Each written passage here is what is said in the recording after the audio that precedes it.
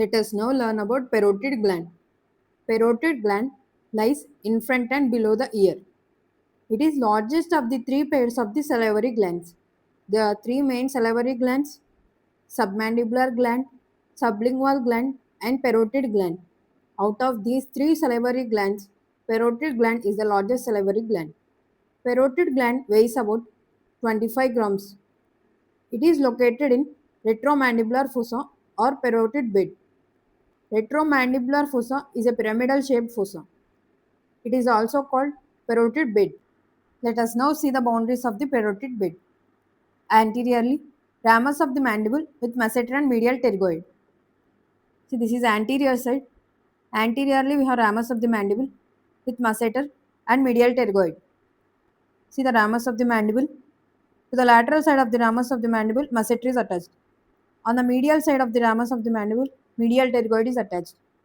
Ramus with masseter and medial pterygoid forms the anterior boundary. Posteriorly, mastoid process with sternocleidomastoid and posterior belly of digastric. You can see this is posterior side. Posteriorly, you can see the mastoid process, and to the mastoid process, two muscles are attached. One is sternocleidomastoid and the other is posterior belly of digastric. Mastoid process with sternocleidomastoid and posterior belly of digastric forms the posterior boundary. Superiorly, external acoustic meatus and temporomandibular joint. This is superior side. Superiorly, external acoustic meatus and temporomandibular joint. Medially, styloid process and styloid group of muscles. See, this is the styloid process, and to the styloid process, styloid group of muscles are attached. Styloid process together with the styloid group of muscles called styloid apparatus. Anteriorly, ramus of the mandible with masseter and medial pterygoid. Posteriorly, mastoid process with sternocleidomastoid and posterior belly of digastric. Superiorly, external acoustic meatus and temporomandibular joint. Medially, styloid process with styloid group of muscles. The parotid gland is not confined to the parotid bed. It extends beyond the parotid bed. Now let's see the parotid capsule or parotid sheath. Parotid gland is enclosed in a fibrous capsule called parotid capsule. Parotid capsule is formed by investing layer of deep cervical fascia. Investing layer of deep cervical fascia splits into superficial lamina and deep lamina. You can see the investing layer of deep cervical fascia. It splits into superficial lamina and deep lamina. The superficial lamina is thick. It is strong. It is unyielding in nature, adherent to the gland. Remember, S for S. Superficial lamina, strong. It is thick, unyielding, and adherent to the gland. Superficial lamina blends with the epimysium of the masseter to form perotidomasseteric fascia. The superficial lamina is attached above to the inferior border of the zygomatic arch. Deep lamina, it is thin. It is attached above tympanic plate and styloid process. The deep lamina thickens to form stylomandibular ligament. You can see that the deep lamina thickening to form stylomandibular ligament. The stylomandibular ligament separates parotid gland from submandibular gland. External features of the parotid gland. The parotid gland resembles an inverted pyramid with its apex directed downwards. The gland presents apex, base, and it presents three borders: anterior border, medial border, and posterior border. Anterior border present anteriorly, medial border medially, posterior border posteriorly. Four surfaces: lateral or superficial surface, anteromedial surface, posteromedial surface, superior surface or base. Base is also known as superior surface. The base is directed upward superiorly and superior surface. Relations of the parotid gland. Apex. Apex is directed downwards. It overlaps posterior belly of digastric. Apex overlaps posterior belly of digastric. Structures emerging through apex are cervical branch of the facial nerve, divisions of retromandibular vein.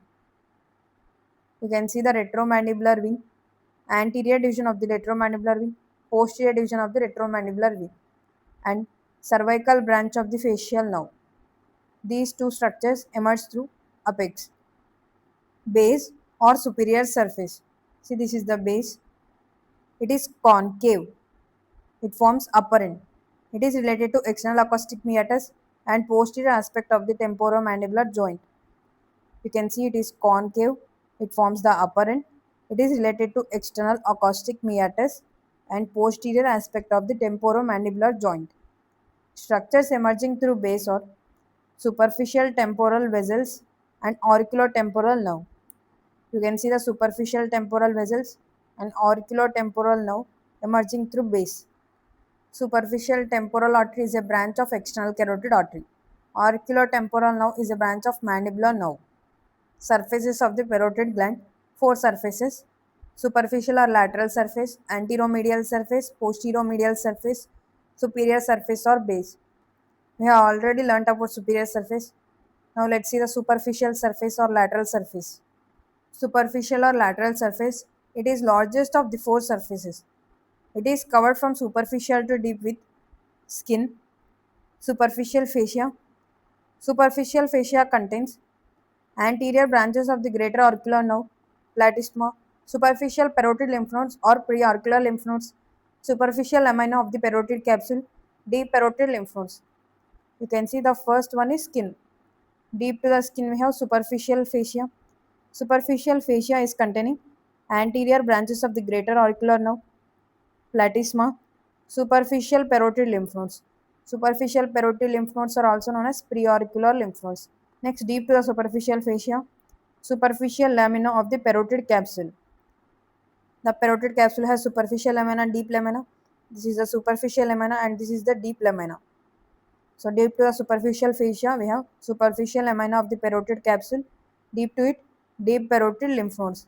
Deep parotid lymph nodes are embedded in the gland.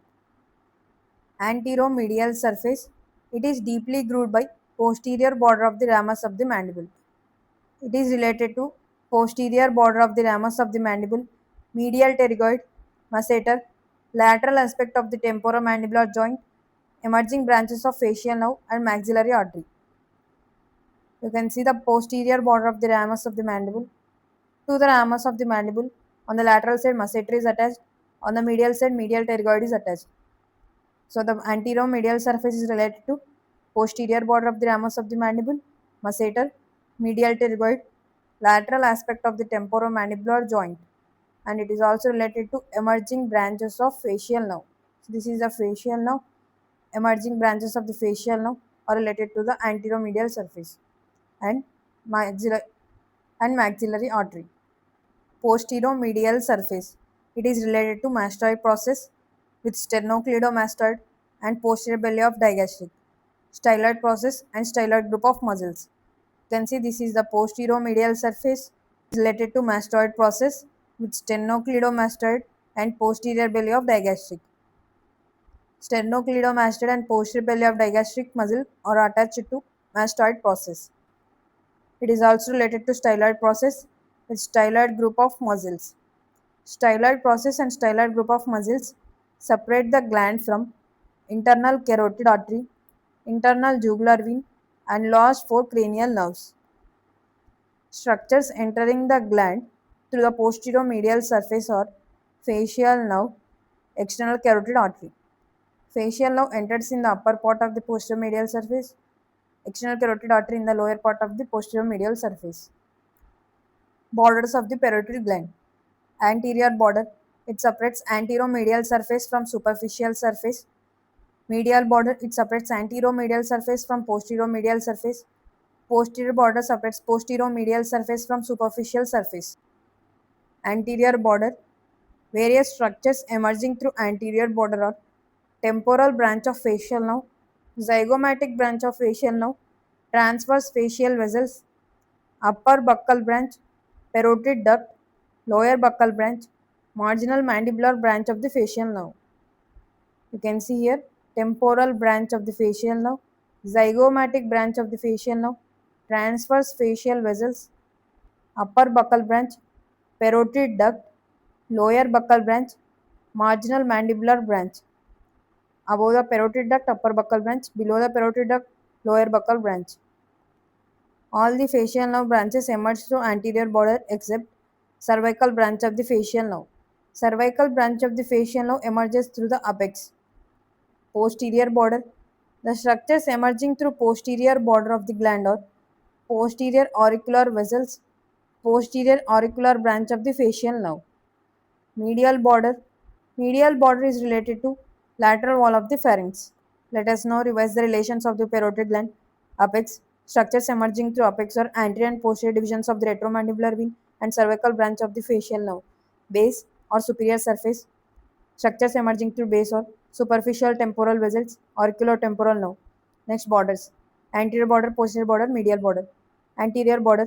Structures emerging through anterior border or facial nerve branches except cervical branch of the facial nerve. Transverse facial vessels, parotid duct. Medial border, it is related to lateral wall of pharynx. Posterior border. Structures emerging through posterior border or posterior auricular vessels and posterior auricular nerve. Next, surfaces, four surfaces, superficial or lateral surface, anteromedial surface, posteromedial surface, superior surface or base. Superficial surface, from superficial to deep, covered with skin. Superficial fascia containing anterior branches of the greater auricular nerve, platysma, superficial parotid lymph nodes.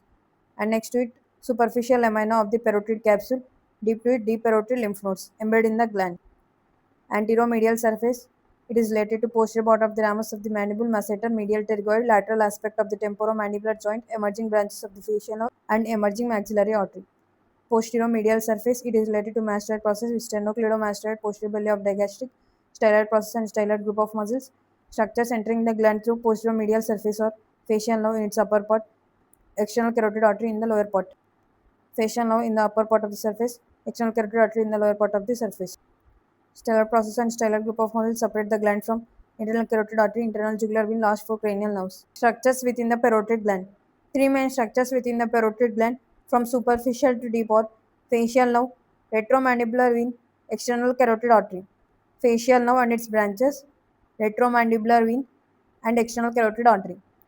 Facial nerve and its branches are present superficially. Retromandibular vein occupies the intermediate zone. External carotid artery occupies the deeper zone.